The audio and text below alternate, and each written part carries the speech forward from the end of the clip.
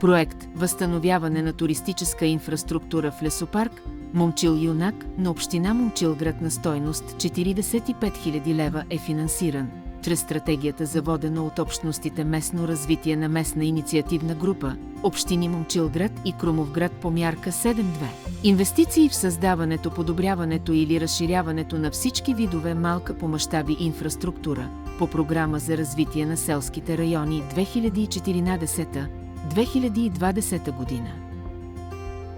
Проектното предложение има за цел да подпомогне развитието на туризма, като възстанови част от туристически маршрут и да създаде условия посетителите и да опознаят част от богатото природно и културно наследство в община Момчилград.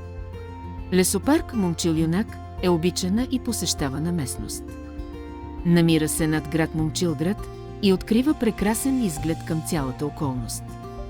Има изградена туристическа инфраструктура и прекрасни условия за спорт и отдих.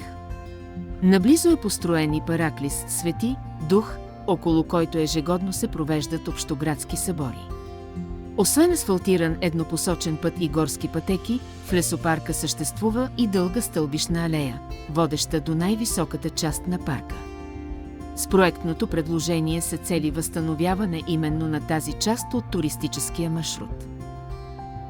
Предвидени са за изпълнение следните дейности: ремонт на съществуваща туристическа инфраструктура, стълбища и парапети, възстановяване на алейното осветление покрай стълбището, ремонт на съществуващите каменни зидарии, намиращи се на площадките по стълбището, поставяне на пейки, кошчета, стойка за велосипеди и камери за видеонаблюдение.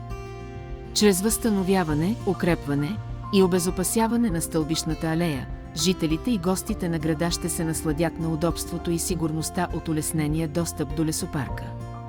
Възстановяването на лесопарк Момчил юнак ще допринесе за по-високата привлекателност на територията, като част от цялостна туристическа дестинация в региона.